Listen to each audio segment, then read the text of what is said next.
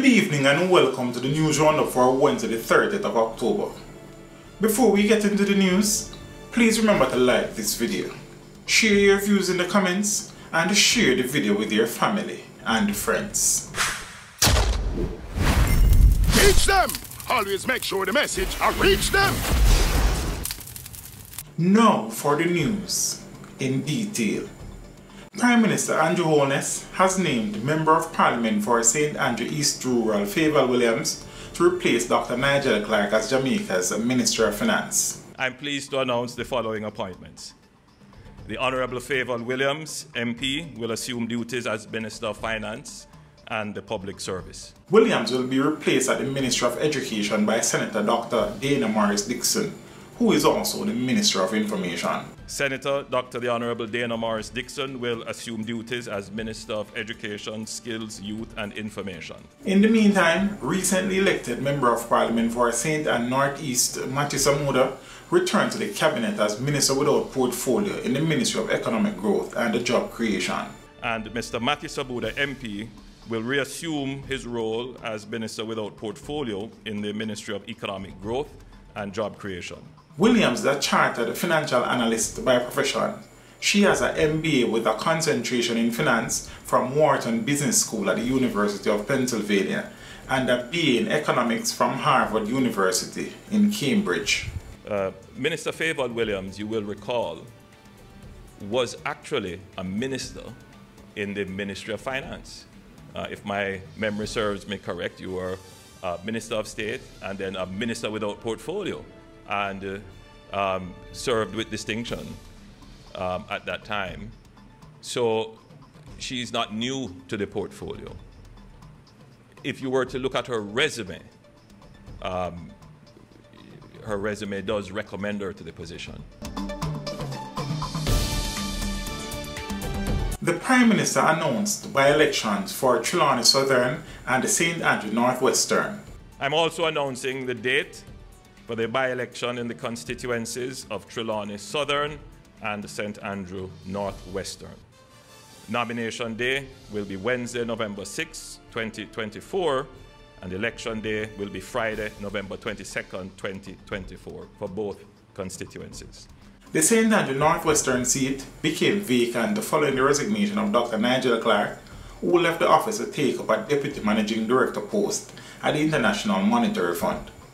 The JLP has already announced Dwayne Smith as its candidate. The Labour Party has called up Marisa Dalrymple-Philibert, who resigned last year as a standard bearer for Trelawney Southern. You announced a by-election for South Trelawney. Can you say who will be your party's candidate for that division? I'm hearing on the ground that it may, the constituency, sorry, that the former Member of Parliament, Marisa Dalrymple-Philibert, may be making a comeback. Can you say, if yes, why is she making a comeback after resigning? And also, why did you wait so long to announce a by-election for that constituency? Put it this way, by popular demand of the constituency, Marisa Dalrymple-Philibert will be the Jamaica Labour Party's candidate for Trelawney Southern.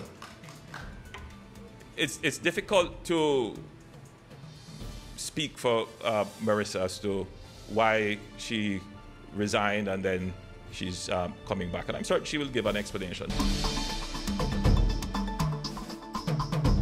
A student of Campion College died on Tuesday afternoon after a freak accident on the compound of the institution.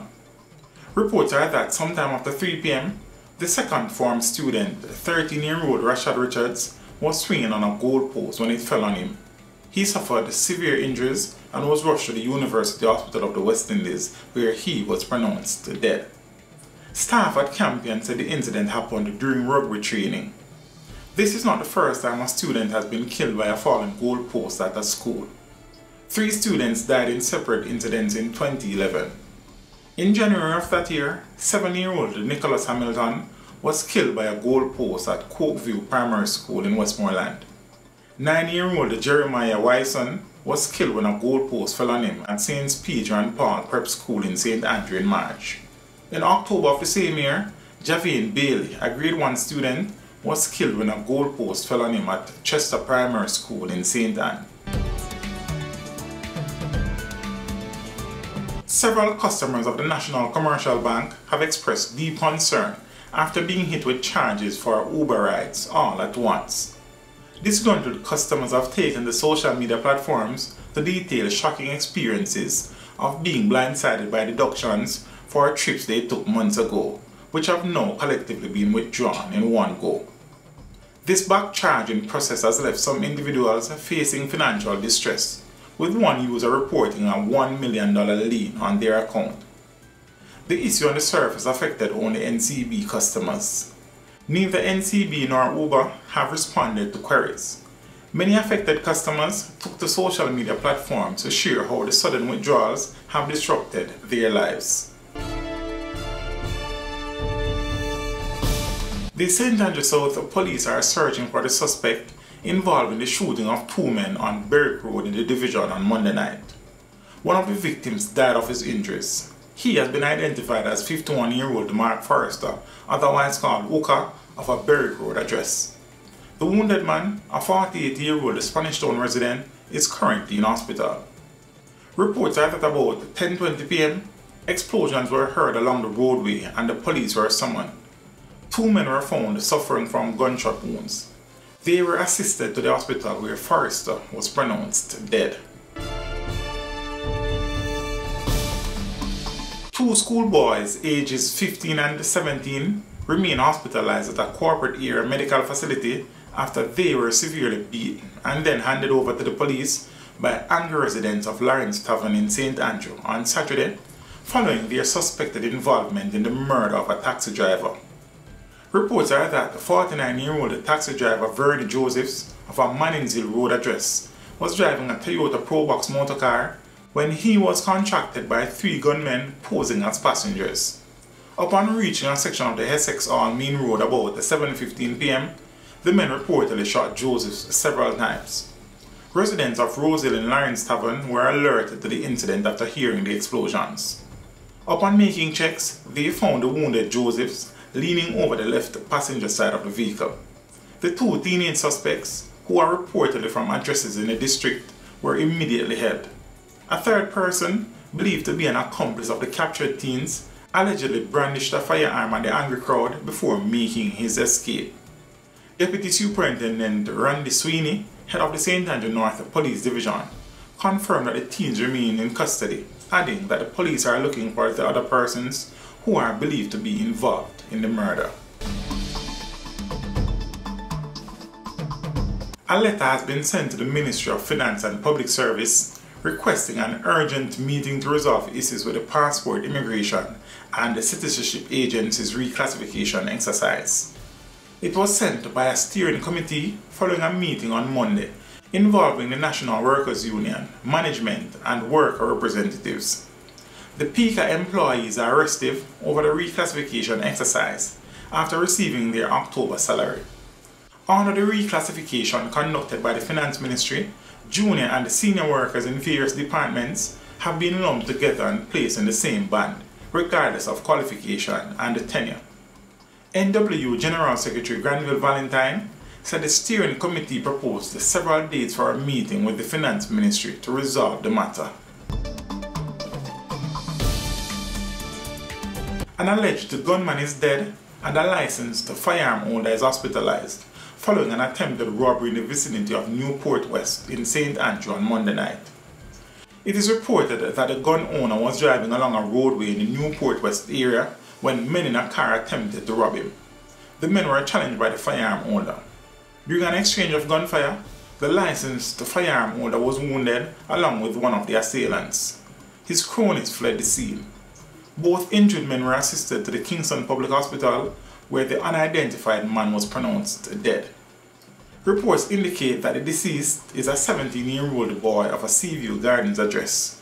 It is believed that another of his cronies was also shot and injured. A 30-year-old makeup artist from Portmore in St. Catherine has been charged with gun possession following a police operation at her home on Friday. She is Nelia Rose of a Cedar Grove Boulevard address. Rose has been charged with possession of a prohibited weapon and unauthorized possession of ammunition. The Bridgeport police allegedly found a black diamondback 9mm pistol during a search of her bedroom around 4:40 a.m. The weapon was affixed with a magazine containing 6 9mm rounds. The Ministry of National Security has sought to clarify its position on the recent repatriation of Haitian migrants. This after several human rights groups blasted the government for what they described as a continuous unlawful deportation of Haitians without due process. In a 2-page media release on Tuesday, the Security Ministry sought to debunk the claims. 17 Haitians were repatriated last Wednesday. That group adds to the latest figure of the more than 170 repatriated since July of 2023. Human rights groups have lashed out against the practice. They have noted that the Haitians are being kept in filthy police stations before being placed on board and transported back to a country in turmoil. The groups also noted that on almost all occasions, the migrants are being ripped apart from their families and repatriated without a chance of accessing an attorney. However, the National Security Ministry says these claims are inaccurate. The ministry says the Jamaica Constabulary Force opposes non-discriminatory practices for all individuals in custody, regardless of nationality. It says Haitians in detention are held under the same conditions as Jamaicans. The ministry further refutes claims that children are being left behind. It says all Haitian children who arrived as part of the different groups currently remain in the care of the state and either have a parent or a guardian in state custody. With regards to last Wednesday's batch of migrants, the Security Ministry says the group were discovered by either the police or immigration officials after being on the island without proper documentation and failing to present themselves to the authorities. The ministry further noted that the government has spent close to 30 million Jamaican dollars to support the needs of Haitian migrants who remain in Jamaica. It says there are approximately 99 Haitian migrants in state custody. 73 of them are under an interim injunction issued by the Supreme Court, which has stayed their deportation. The ministry adds that the government cannot normalize illegal migration from neighboring states as it would compromise the integrity of its borders. It says the government remains committed to supporting a more sustainable approach to improving the security situation in Haiti. Sean Cole, the security guard who was convicted of the fatal shooting of a 38-year-old mentally ill man in Junction, St. Elizabeth in 2017, was on Monday sentenced to 18 years imprisonment before the Home Circuit Court. The sentence comes 3 months after Cole was found guilty by a 7-member jury in the St. Elizabeth Circuit Court for the murder of Haley Clacken. Cole's bail was extended following his July 30 conviction, and the case transferred to Kingston after sittings of the Circuit Court ended in St. Elizabeth. Clacken was fatally shot after he climbed atop a guardsman armored vehicle in Cheapside on June 23rd in 2017. In business, Chief Executive Officer of JMB Group and the Chairman of the Economic Program Oversight Committee, Keith Duncan, has been appointed head of the Advisory Committee of Jamaica's Fiscal Commission. Former Finance Minister Dr. Nigel Clark told the House of Representatives that the Commission is set to begin its work in January of next year. Independent Fiscal Commission comes into effect on January 1st, 2025. That was always a timetable. It's a timetable that doesn't change because the minister changes. The commissioner, as the Prime Minister mentioned, was appointed in May of 2023, and it's taken this time for his office to get up to speed. The Fiscal Commission becomes the independent arbiter of Jamaica's fiscal rules, takes over from the Auditor General, and will be, what we have done is to institutionalize our experience of having domestic oversight. The Commission was created under the Independent Fiscal Commission Act passed in 2021 to uphold Jamaica's fiscal responsibility laws. Dr. Clark says the Advisory Committee will function similarly to EPOC, which has maintained oversight of the country's fiscal targets since 2013. They'll have a Fiscal Advisory Committee, which similar to what we had in EPOC, and that's going to be chaired by Mr. Keith Duncan. It will have Mrs. Helene Davis-White representing union, from the union movement, Ms. Nancy Pinchas from civil society, Dr. Patrice Whiteley from academia, who's head of economics department at UWI, and Mr. Kareem Tomlinson from the private sector. He happens to be an executive at Grace Kennedy. The Governor General made these appointments in accordance with the legislative requirements, where there was consultation between myself and the opposition spokesperson on finance. And that is it for your news roundup for today. We would appreciate you liking this video, leaving a comment, and sharing the video with your family and friends. Have a good evening and see you next time.